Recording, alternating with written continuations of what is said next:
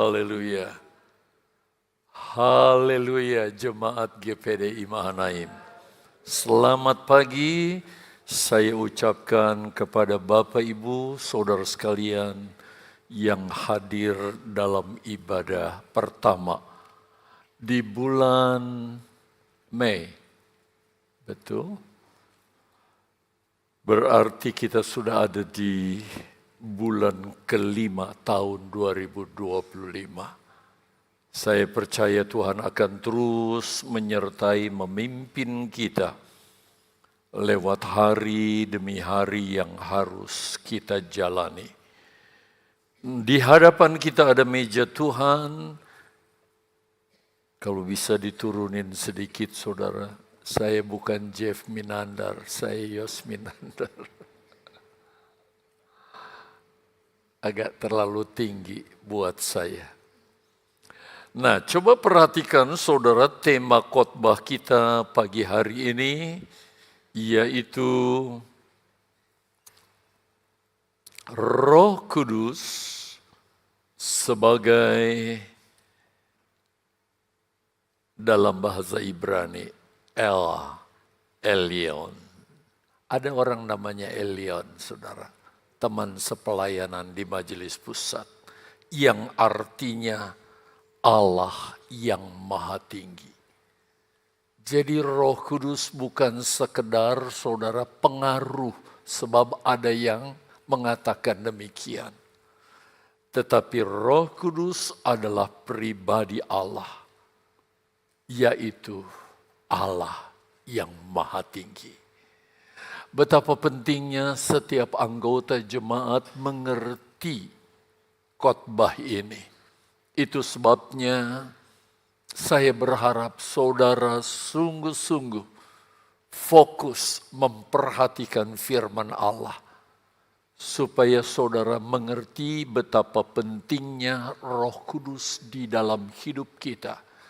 Itu sebabnya setelah Yesus memberikan dirinya untuk keselamatan kita, dia dikubur, bangkit. 40 hari dia bersama-sama dengan muridnya, lalu dia dibawa ke sorga. Tetapi dia tidak biarkan kita sendirian. Dia kirim El Elyon, Allah yang maha tinggi, yaitu Roh Kudusnya untuk memenuhi hidup kita. Dan betapa pentingnya setiap anak Tuhan, dengar baik-baik, taat kepada suara Roh Kudus. Firman yang diberikan oleh Roh Kudus dalam batin kita untuk kita turuti, ikuti dengan sungguh-sungguh.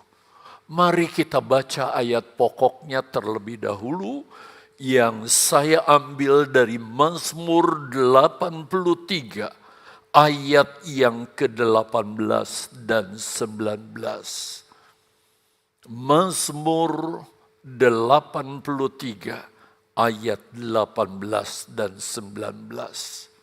Perhatikan isi daripada ayat ini. Biarlah mereka, termasuk kita, mendapat malu dan terkejut selama-lamanya. Kita akan dipermalukan dan kita akan mengalami kekejutan untuk selama-lamanya. Biarlah mereka tersipu-sipu, mendapat malu artinya, dan binasa. Yang mengerikan ini, binasa. Supaya mereka tahu bahwa Engkau sajalah yang bernama, biarlah yang suka melakukan perbuatan di kalimat-kalimat pertama ini.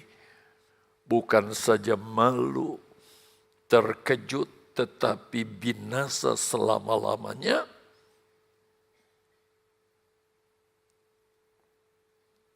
Apa katanya?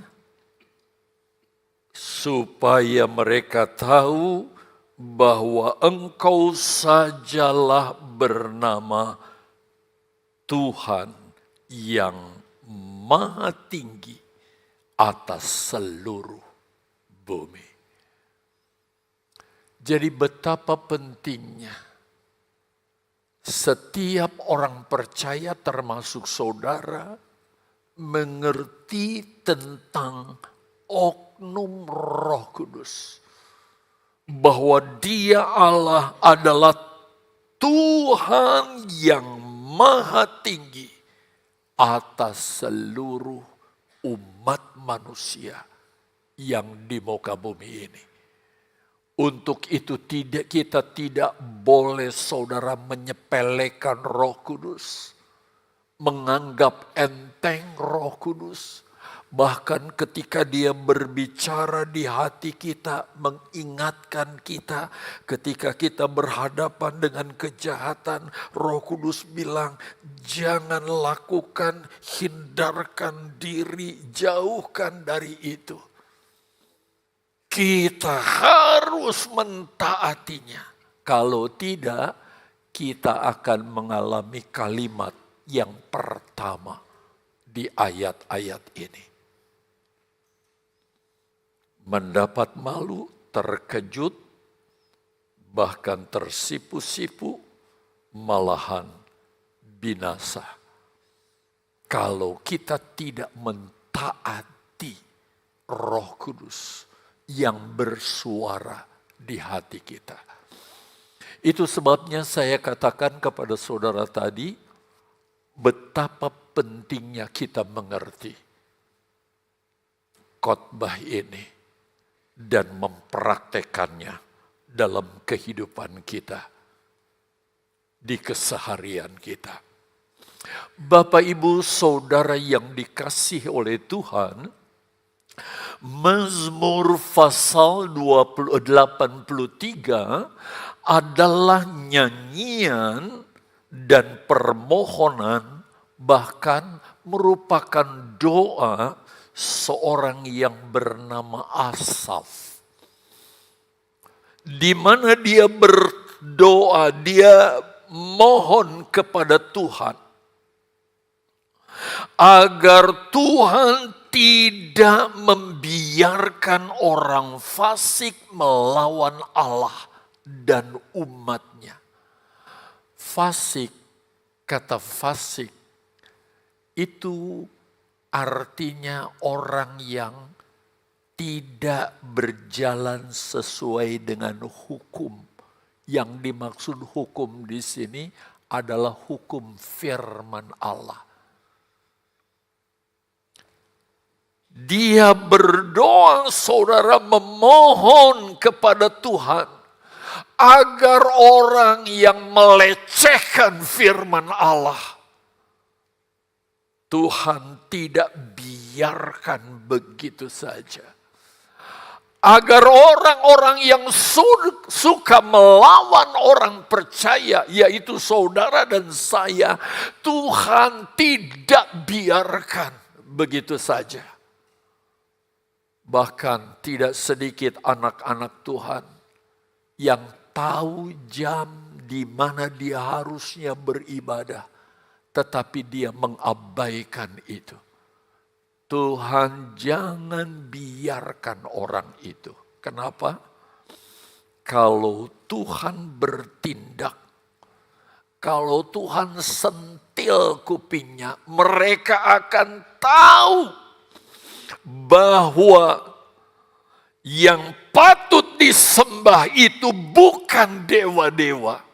Seperti yang kita lihat mayoritas masyarakat di Indonesia. Tetapi yang patut disembah oleh setiap umat manusia adalah Jehovah, Allah yang Maha Tinggi. Termasuk di dalamnya pribadi Roh Kudus. Dia enggak kelihatan sebab dia tidak menampakkan diri seperti Yesus yang menjadi manusia. Tetapi dia ada di dalam hati, dia bisikan kepada kita. Yos, ingat, jangan lakukan itu. Hendaknya kita taat. Karena dia bukan sekedar pengaruh, tetapi dia adalah Jehovah, Allah yang maha tinggi itu.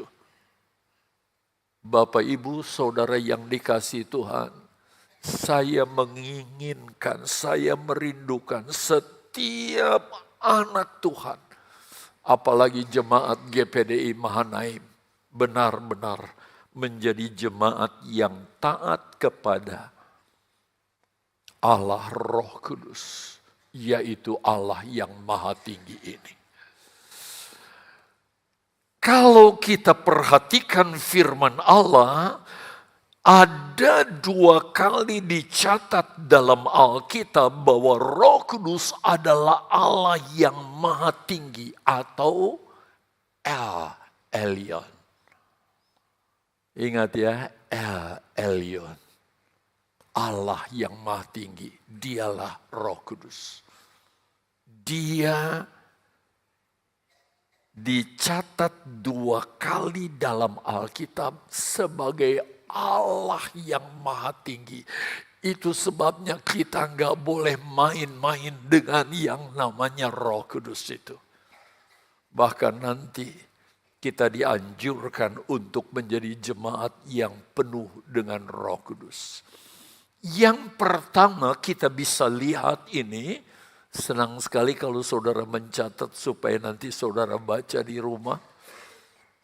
Kecuali saudara dengar lagi nanti khotbahnya ya, sebab pasti ada di YouTube. Mazmur 18 ayat yang ke-18 berkata, maka Tuhan mengguntur di langit. Joger katanya, di langit. Yang maha tinggi. Siapa yang maha tinggi?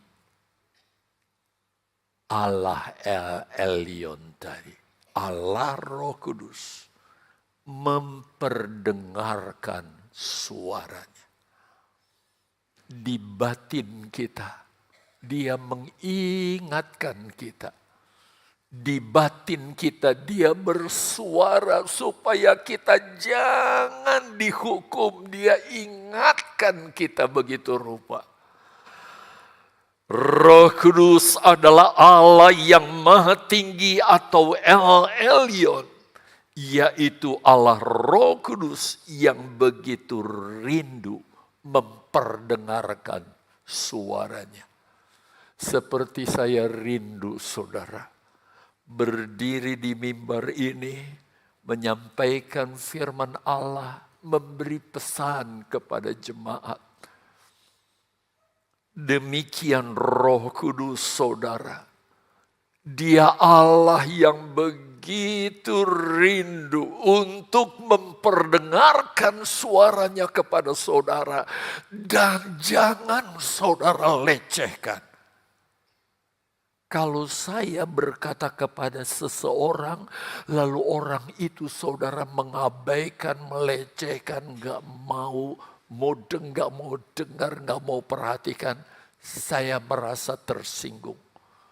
Apatah lagi Roh Kudus Allah yang maha tinggi, El Elyon itu, dia ingin berbicara kepada saudara, tapi saudara abai.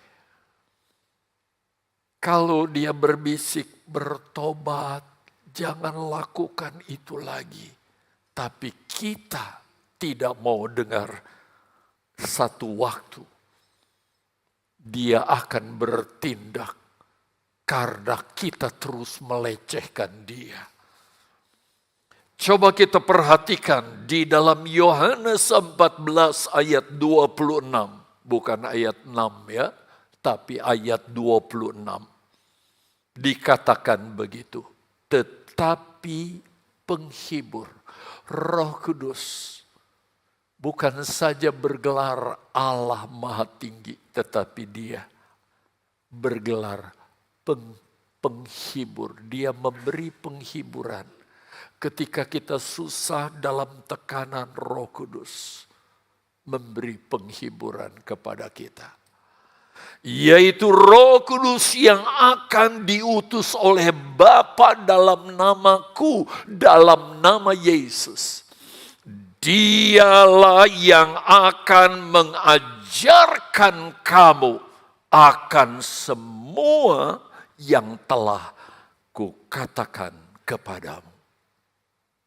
Firman Allah yang tertulis, tetapi firman juga diucapkan oleh Roh Kudus untuk mengingatkan kita. Sebab bisa saja kita lupa firman Allah atau enggak bawa Alkitab sehingga kita susah untuk membaca apa sih kata firman Allah untuk saya. Maka Roh Kudus itu saudara, Dia membisikkannya kepada kita. Perhatikan catatannya. Roh Kudus memperdengarkan suaranya dalam batin kita. Untuk mengajar, untuk mengingatkan kita akan firman Allah. Supaya kita tidak dihukum bersama orang berdosa. Sebab kita nggak ada beda dengan dia. Tetapi kalau kita ikuti firman Allah, kita tidak lakukan karena kita ikuti bisikan firman Allah. Kita beda dengan orang-orang yang akan dihukum. Jadi betapa pentingnya kepekaan kita terhadap suara Allah yang maha tinggi, El Elyon, yaitu Roh Kudus kepada kita. Di dalam Lukas pasal 10 ayat 12 dikatakan begini. Pada waktu itu juga bergembiralah Yesus dalam Roh Kudus. Jadi Roh Kudus di dalam Yesus ketika Yesus hidup dan menjadi manusia, saudara, dia membisikkan sesuatu menyebabkan dia begitu bergembira karena suara Roh Kudus itu. Dan kata bergembira, coba perhatikan saudara. Kata bergembiralah dalam bahasa Yunani dipakai kata agaliau. Agaliau. Apa maksud agaliau dalam bahasa Yunani? Dipakai dalam bahasa Inggris exceeding joy. Sukacita yang melimpah-limpah dan meluap-luap dengan sukacita. Pernah mengalami ini? Ketika kita beribadah mungkin dengar firman Allah. Terus Roh Kudus berbicara kepada kita, membuat kita begitu sukacita. Walaupun mungkin kita lagi krisis. Maaf. Selain exceeding joy, kata agalio juga dalam bahasa Inggris dipakai rejoice greatly. Sukacita yang begitu besar. Mungkin saudara, kita sedang dalam masalah, tetapi Roh Kudus bisa memberi sukacita istimewa ini kepada kita. Ini bukan sesuatu yang mustahil loh saudara. Yang nyata. Yang bisa dirasakan. Kami sering mengalami pengalaman-pengalaman ini. Dan Roh Kudus juga ingin tiap-tiap jemaat mengalami pengalaman hal ini. Karena Yesus mentaati pimpinan Roh Kudus untuk memberitakan Injil walaupun ditolak, maka sukacita karena Roh Kudus itu meluap-luap begitu rupa di dalam diri Yesus. Tapi lihat saudara sebaliknya. Apa sebaliknya? Kalau kita melawan. Ada yang suka melawan Roh Kudus? Aduh, jangan saudara. Kalau ini dikhotbahkan tentu mengingatkan kita. Jangan pernah sekali-kali kita melawan suara Roh Kudus. Apalagi menghujat Roh Kudus. Pasti saudara sudah tahu akibatnya, walaupun nggak tahu di mana ayatnya. Kita akan binasa karena tidak ada pengampunan lagi bagi orang yang melawan Roh Kudus.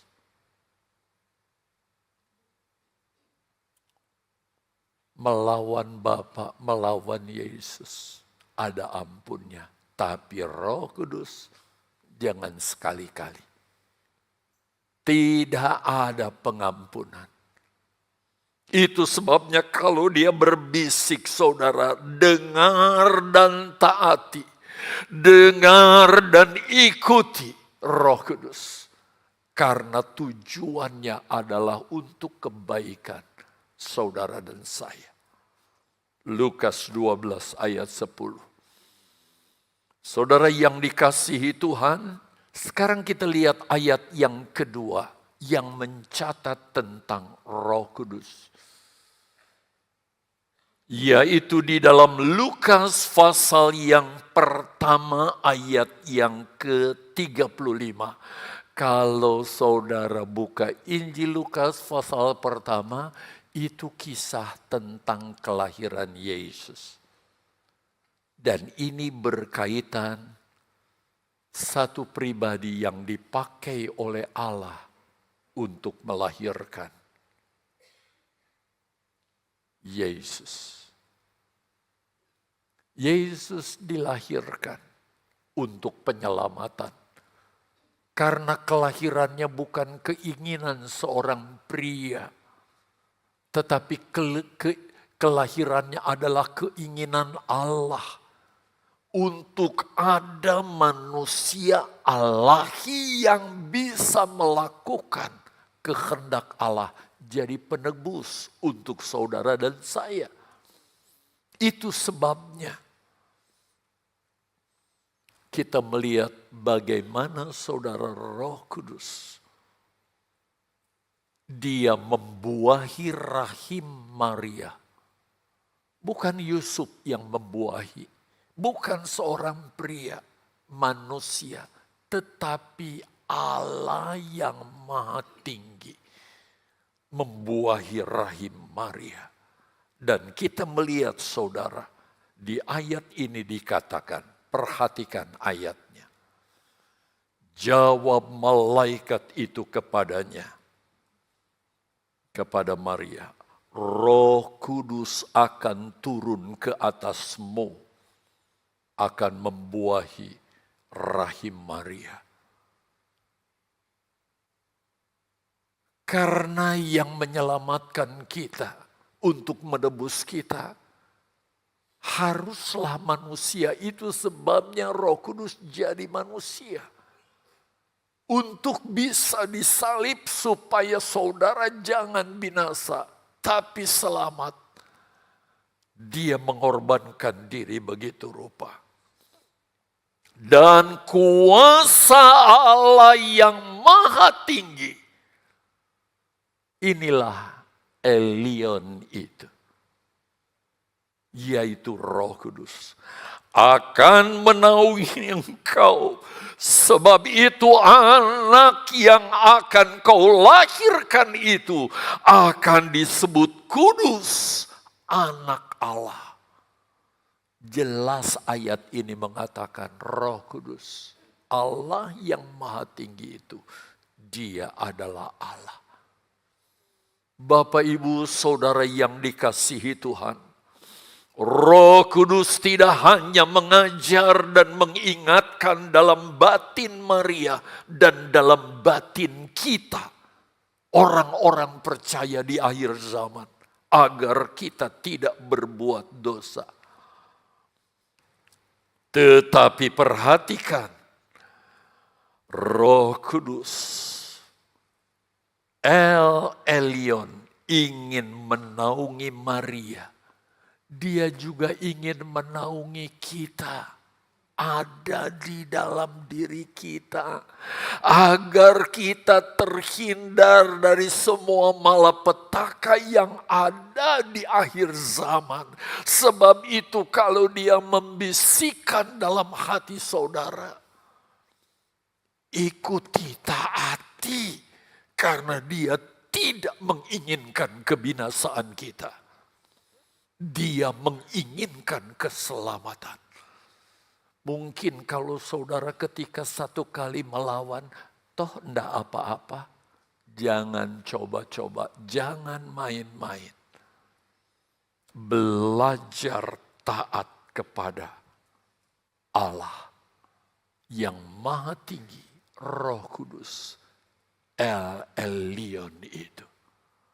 Lebih jauh coba kita lihat tentang Maria. Ketika Maria menerima kasih karunia Allah, bayangkan dari seluruh wanita di dunia zaman itu, Tuhan jatuhkan pilihan kepada Maria. Maria siap menerima konsekuensi apapun yang harus dia tanggung. Hinaan, tetapi untung ya, Yusuf yang tadinya mau meninggalkan akhirnya diingatkan oleh Roh Kudus. Jangan lepaskan Maria. Sebab buah kandungannya itu dari Roh Kudus. Yusuf taat. Akhirnya kita lihat, bukan hanya Yusuf diberkati, diselamatkan, tapi seluruh dunia termasuk saudara diselamatkan karena ketaatan akan Roh Kudus. Coba kalau Yusuf saudara, dia macam-macam.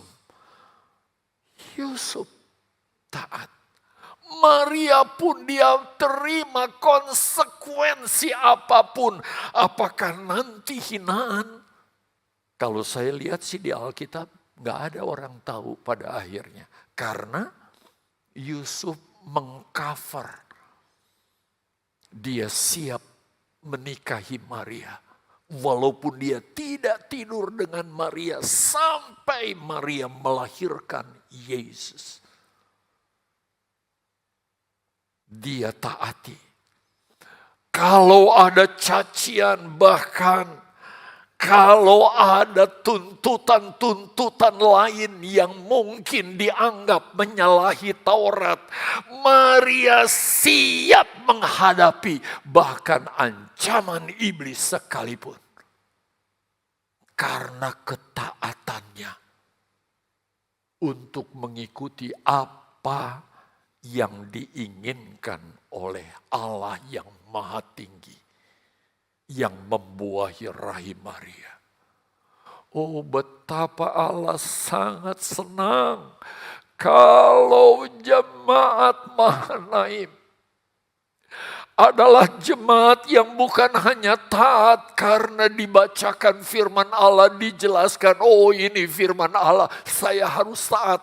Tetapi ingat, ketika Roh Kudus berbicara, belajarlah taat. Belajar ikuti apa yang Roh Kudus inginkan dalam kehidupan kita. Coba kita lihat bagian lain dari apa yang dialami oleh Maria. Roh Kudus, yaitu Allah yang Maha Tinggi, Allah El Elyon yang telah menaungi Maria di awal zaman. Ya. Sehingga Maria diluputkan dari semua bentuk, apakah itu hinaan, tipu daya iblis yang ditujukan kepada Maria di awal zaman. Maka saudara perhatikan secara perspektif. hal ini juga adalah bagi kita yang hidup di akhir zaman sebagai gereja Tuhan. Yang hidup di akhir zaman. Menjelang kedatangan Yesus kedua kali, kita akan jadi gereja yang benar-benar menggenapi rencana Allah kalau kita taat kepada Roh Kudus. Jadi saudara bukan hanya cukup taat kepada Bapa, kepada Yesus sebagai Allah anak, tapi Yesus juga taat kepada Roh Kudus, Allah yang Maha Tinggi, yang justru sangat memegang peran di akhir zaman ini. Itu sebabnya saya beri catatan seperti ini. Silahkan diklik. Di akhir zaman, iblis akan menyerang orang-orang kudusnya. Tetapi saudara perhatikan, senjata pamungkas iblis yang iblis gunakan untuk menyerang kita. Jangan kaget ya saudara, klik. Yang pertama, kalau saudara baca Wahyu 13 ayat 13-14.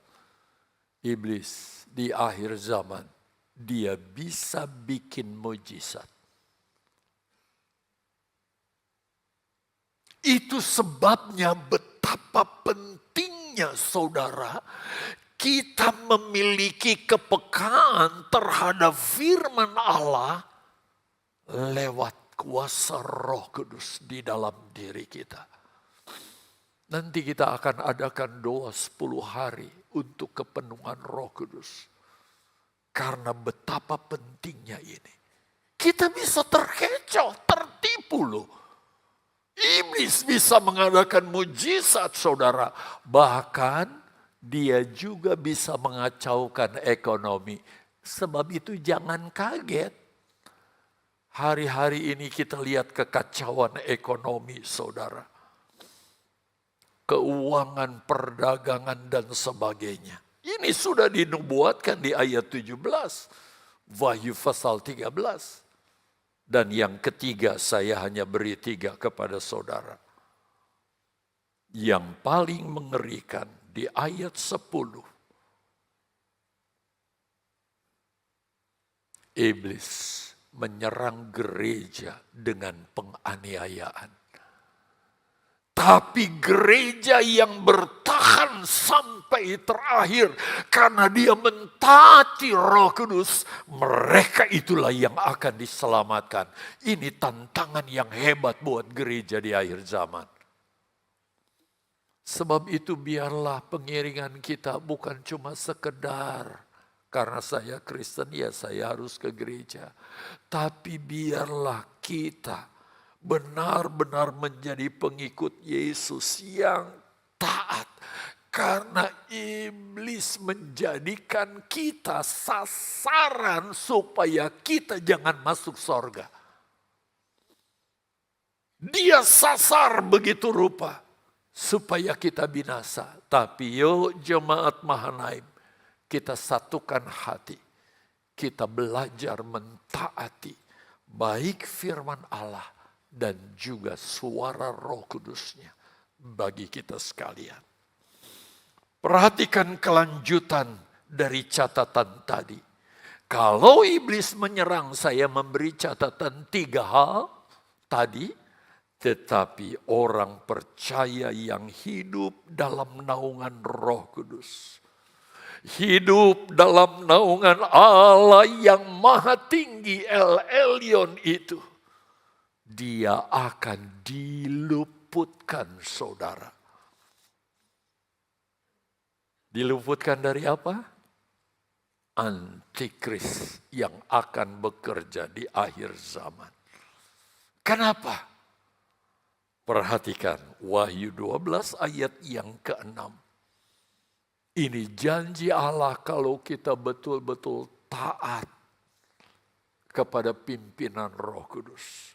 Kita baca semua ya dengan iman. Jangan ada yang mengkem. Bicara semua. Ucapkan ini. 2, 3.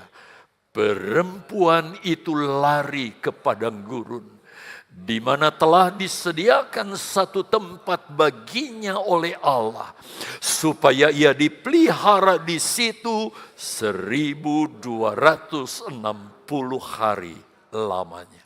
Perhatikan, sengaja saya kasih tanda merah. Perempuan itu lari ke padang gurun. Siapa yang dimaksud perempuan di sini? Dialah mempelai wanita Kristus. Kalau Kristus digambarkan mempelai laki-laki, gereja, orang percaya, saudara dan saya digambarkan mempelai wanita. Ketika Antikris berkuasa di bumi ini selama 3,5 tahun, dia akan menyiksa saudara, orang-orang, termasuk orang percaya, kalau nggak taat kepada Roh Kudus. Tetapi yang taat akan diberi 2 sayap burung nasar yang besar, di mana kita dimampukan untuk disingkirkan ke padang gurun, masih di bumi ini, tetapi dalam naungan, dalam pemeliharaan Allah Roh Kudus. Selama berapa? 1260 hari lamanya, atau 3,5 tahun. Ini janji Allah loh. Kalau kita taat, kalau kita sungguh dengar-dengaran kepada Roh Kudus. Jangan lawan kalau dia bicara. Ikuti dia, taati. Karena dia tidak akan menyesatkan kita.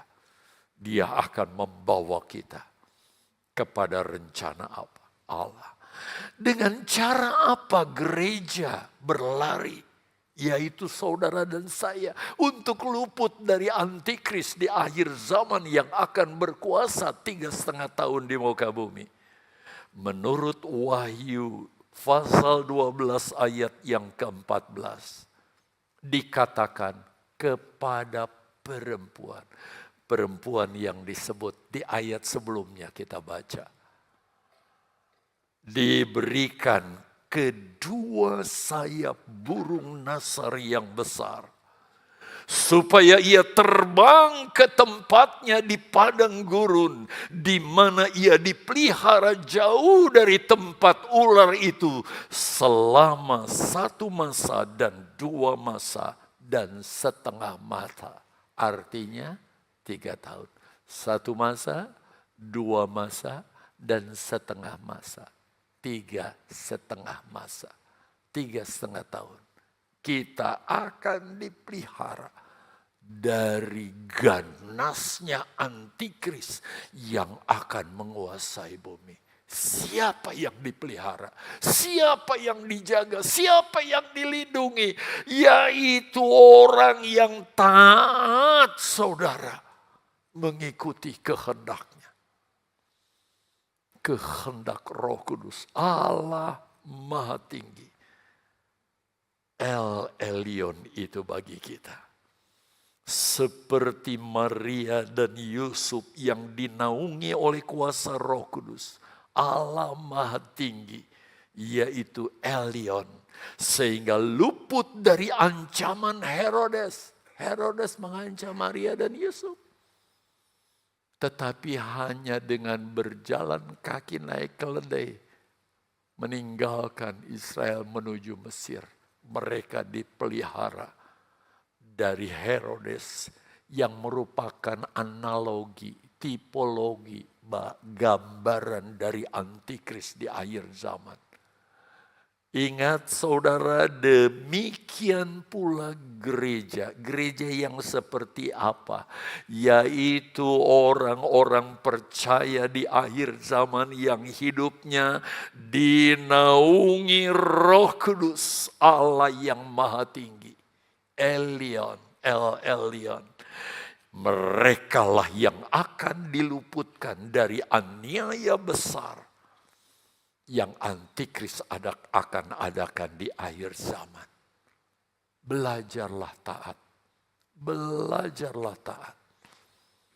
Sampai dia memenuhi kita dengan Roh Kudus-Nya, menjadikan kita gereja yang taat. Saya ingin lebih jauh menjelaskan nama El Elyon kepada saudara. Perhatikan saudara, berulang kali Allah menampakkan diri kepada Abraham. Beberapa kali ya, berulang kali.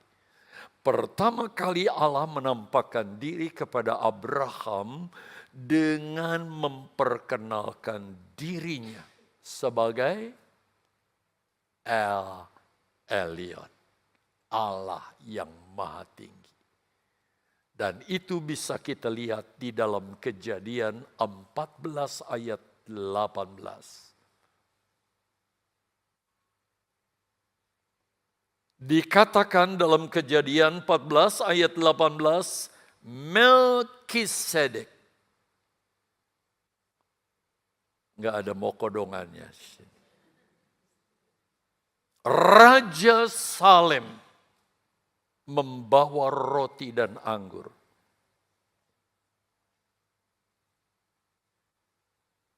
Ia seorang imam Allah yang Maha Tinggi. Saudara, Melkisedek, dia bukan manusia biasa. Dia adalah jelmaan Allah yang Maha Tinggi. Dan apa yang dia bawa? Roti dan anggur. Perjamuan Tuhan. Bapak, Ibu, saudara yang dikasihi Tuhan, coba kita lanjut. Kita lihat kisahnya seperti apa. Kalau saudara baca kisahnya secara lengkap, detail, bisa buka Alkitab di pasal yang tadi yang saya sudah berikan. Tapi saya bacakan secara sekilas saja kisahnya. Setelah Abraham mengalahkan dua atau raja-raja di wilayah timur, yaitu wilayah Sodom dan Gomora, lalu Imam Melkisedek datang melayani Abraham dengan perjamuan suci. Imam Melkisedek. Luar biasa sekali saudara. Itu sebabnya saya tepatkan barengkan dengan perjamuan Tuhan saudara. Supaya saudara menghargai setinggi-tingginya perjamuan Tuhan yang kita adakan setiap kali kita beribadah. Perhatikan saudara, dia datang khusus menemui Abraham, Imam Melkisedek ini.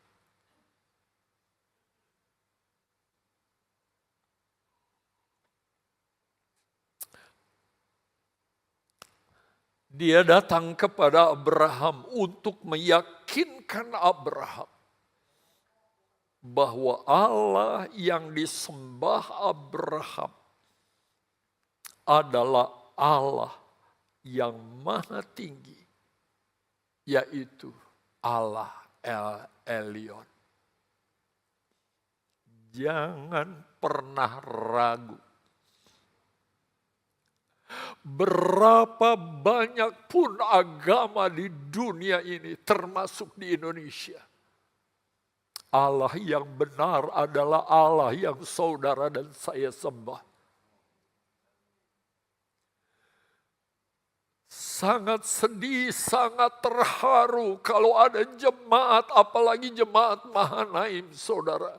Sampai anak itu lalu saudara membelot karena pernikahan. Mereka menikah dan meninggalkan Yesus. Kita nggak usah ragu saudara sedikit pun. Bahwa Allah yang benar adalah Allah yang kita sembah. Dialah Allah yang hidup. Yang ada di zaman Yesus. Dan sampai sekarang. Allah yang Maha Tinggi. Yaitu Allah El Elyon itu. Perhatikan lebih jauh Bapak Ibu. Siapa Imam Melkisedek ini? Untuk ayat ini saya mohon ditampilkan. Khusus ayat ini saya ingin membacanya di hadapan saudara dan melihat apa isi dari Ibrani 7 ayat 1 sampai 3. Ayat 1. Sebab Melkisedek adalah Raja Salem dan Imam Allah yang Maha Tinggi. Ia pergi menyongsong Abraham ketika Abraham kembali dari mengalahkan raja-raja dan memberkati Abraham. Saudara, ada berkat yang luar biasa.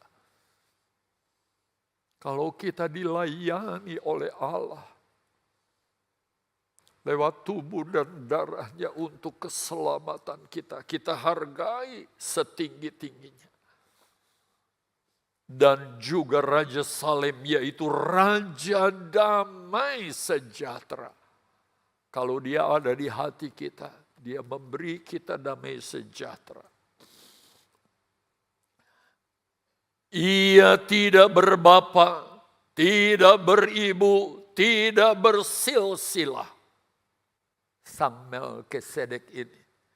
Harinya tidak berawal dan hidupnya tidak berkesudahan.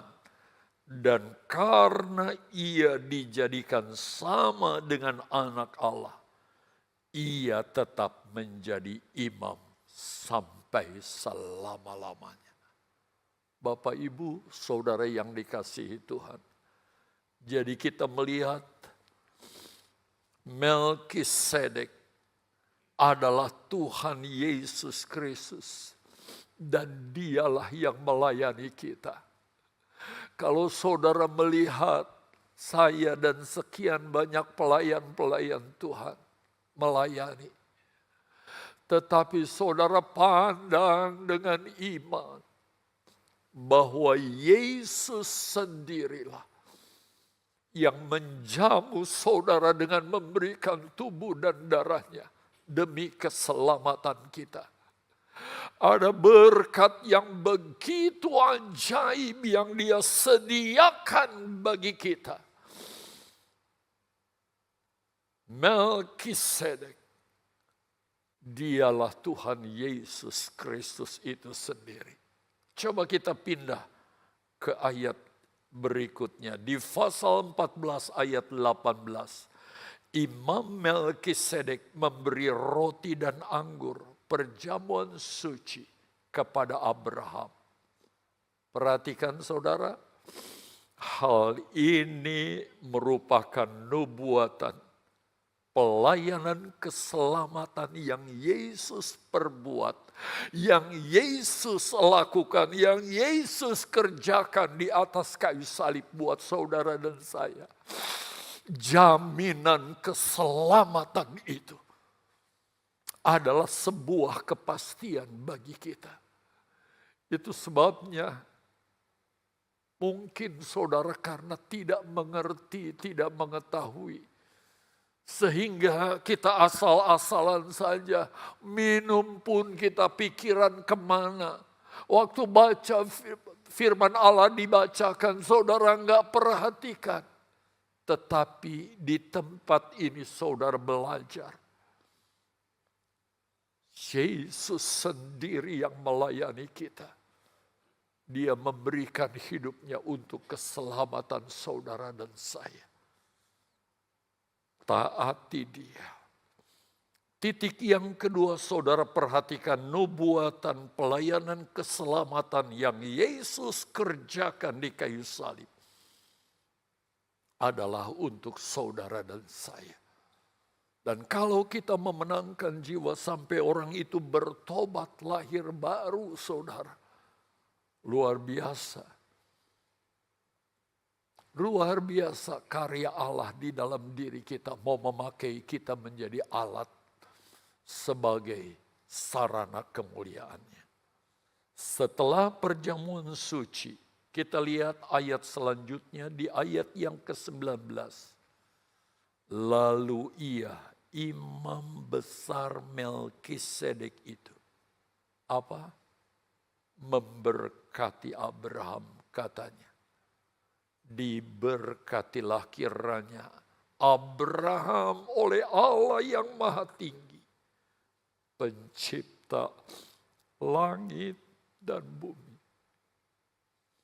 Saya ingin setiap kali kita lakukan ini, seperti apa yang Allah lakukan kepada Abraham, berkat Melkisedek, Allah yang Maha Tinggi itu juga menjadi berkat saudara dan saya.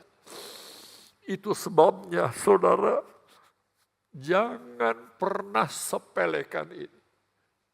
Jangan permainkan ini. Ini hal yang begitu kudus dan mulia. Kalau tangan Yesus di masa perjanjian yang lama dalam nubuatan saudara, dia memberkati Abraham. Allah yang sama, dia juga memberkati saudara. Jangan pernah remehkan ini. Jangan pernah anggap enteng ini. Itu sebabnya kita lihat sekarang berkat El Elyon, Allah yang Maha Tinggi. Sumber berkat itu bukan hanya datang dari Allah Bapa dan Allah Putra yaitu Yesus, tetapi juga datang dari Allah, semua sebut Roh Kudus. Kita tidak melihat Bapa, tidak melihat Anak, tapi Allah El Elyon itu ada di tengah-tengah kita, hadir. Dia ingin memberkati kita. Karena kebodohan kita sering main-main bahkan melecehkan. Tetapi orang yang sudah mengerti, dia akan menghargai setinggi-tingginya kehadiran Allah yang Maha Tinggi, yaitu Allah El Elyon di tengah perhimpunan kita. Siapa kita? Kalau Prabowo saja datang mungkin kita, waduh begitu rupa. Padahal siapa sih dia? Manusia biasa yang penuh keterbatasan. Tetapi tiap-tiap kali kita ibadah, El Elyon itu ada di tengah-tengah kita. Dia hadir untuk saudara. Dia ingin memberkati saudara. Jangan pernah remehkan, jangan pernah kecilkan dia. Jangan pernah sepelekan dia. Dia Allah yang begitu luar biasa. Bila kita ingin diberkati, perhatikan catatan di bawah saudara. Dengan berkat-berkat yang Abraham terima, yaitu kita harus melakukan hal yang sama seperti yang Abraham juga lakukan. Sebab itu jangan bodoh dengan berita hari-hari ini yang tersebar di mana-mana. Saya tidak ada motivasi apa-apa, tapi saya hanya ingin jemaat lakukan firman Allah. Apa yang dilakukan oleh Abraham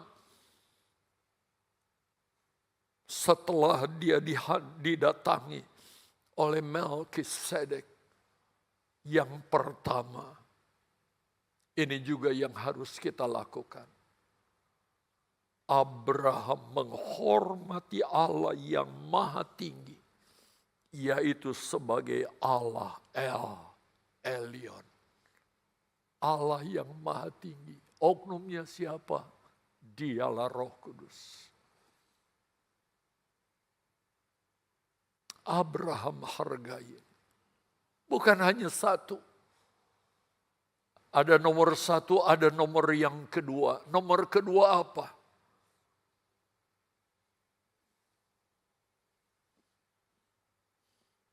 Kalau memang saudara ada di rumah dan ada perjamuan Tuhan diadakan, Jangan abaikan itu, saudara. Yesus dari tempat yang maha tinggi, dia melihat kehadiran saudara yang menghargai karyanya di kayu salib, di mana kita menyadari bahkan mengungkapkan karena kematianmu di kayu salib, sekarang aku hidup, bahkan ke depan aku hidup, yaitu menjadi orang-orang yang diselamatkan waris kerajaan sorga. Pengakuan kita di hadapan Tuhan. Jadi kita enggak cuma sekedar makan minum. Yang ketiga, Abraham mengembalikan milik Tuhan. Jelas ayatnya di Kejadian 14 ayat 20. Sekarang ajaran berkembang lain. Dan yang keempat, saudara lihat. Abraham hidup sesuai firman Allah. Kristianos. Saya tulis, Kristianos. Hidupnya presisi, persis, tepat seperti firman Allah. Demikian yang Tuhan inginkan. Saudara, yakinlah kalau kita lakukan ini.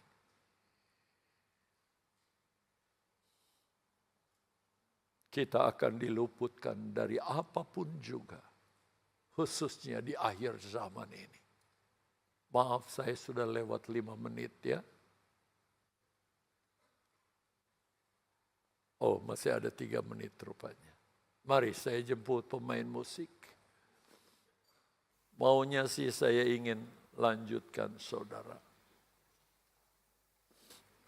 Sebagai catatan akhir, sekarang bagaimana kalau kita tidak memuliakan Tuhan seperti yang Abraham melakukan? Saudara lihat.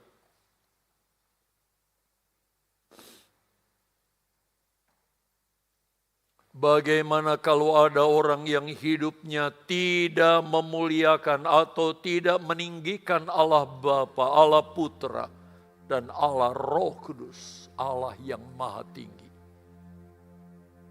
Lucifer menolak untuk meninggikan Allah. Kita nggak ada bedanya sebagai pengikut Lucifer. Titik yang kedua, orang yang tidak meninggikan dan memuliakan Bapa, Putra, dan Roh Kudus, orang tersebut akan dikuasai roh Lucifer di akhir zaman, yaitu Antikristus. Itu sebabnya mari kita taati firman Allah. Lakukan apa yang jadi kehendak Tuhan dalam hidup kita.